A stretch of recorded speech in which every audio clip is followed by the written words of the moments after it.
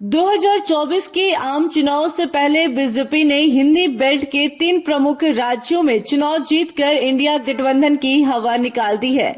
Party अब केंद्र में भी लगातार तीसरे कार्यकाल की उम्मीद कर रही है। इस समय बीजेपी का 12 राज्यों में शासन है। प्रधानमंत्री नरेंद्र मोदी ने रविवार शाम पार्टी कार्यकर्ताओं को दिए अपने विजय भाषण में कहा, कुछ लोग कह रहे हैं कि इस हैट्रिक ने 2024 की जीत की गारंटी दी है।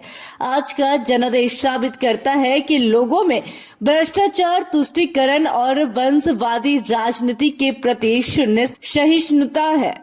नवीनतम चुनाव ने 2 और राज्यों राजस्थान और छत्तीसगढ़ में भाजपा का विस्तार किया है। दोनों राज्यों को उसने कांग्रेस से छीने। फिलहाल देश के 12 राज्यों बीजेपी की अपनी सरकार है। इनमें उत्तर प्रदेश, मध्य प्रदेश, राजस्थान, गुजरात, असम, छत्तीसगढ़, हरियाणा, उत्तराखंड, त्रिपुरा, मणिपुर, गोवा और अरुणाचल प्रदेश शामिल है। इसकी गठबंधन सरकारें महाराष्ट्र, मेघालय, नागालैंड और सिक्किम में फैली हुई है। कांग्रेस के सिर्फ 3 राज्यों में कर्नाटक, तेलंगाना और हिमाचल प्रदेश का शासन है, जिनमें देश की आबादी का केवल 8.51% हिस्सा शामिल है। बिहार और झारखंड में इसके सत्तारूढ़ गठबंधनों की गिनती करते हुए उसका 19.84% भारतीयों पर शासन है। यह चुनाव उत्तर में भाजपा की ताकत को उजागर करता है, जहां उसके मुख्य मतदाता है।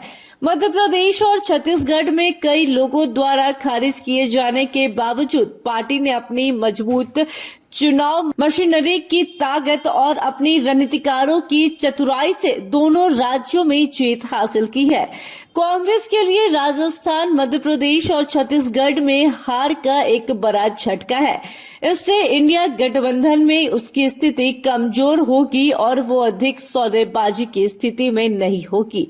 यह चुनाव परिणामों से यह भी साबित हुआ है कि उत्तर भारत में कांग्रेस की पकड़ बहुत कमजोर है। बंगाल की सत्तारूढ़ तृणमूल कांग्रेस ने कांग्रेस पर हठधर्मी रवैया अपनाने का आरोप लगाया और उसे आत्ममंथन करने की सलाह दी। तृणमूल प्रवक्ता कुणाल घोष ने कहा, यह बीजेपी की सफलता नहीं है, यह कांग्रेस की विफलता है। उन्होंने कहा, कांग्रेस को अपनी जिम्मेदारी मानसिकता से बाहर आना चाहिए और ममता बनर्जी जैसे अन्य वरिष्ठ नेताओं के अनुभव को साझा करना और लागू करना चाहिए। Bureau report, city post live.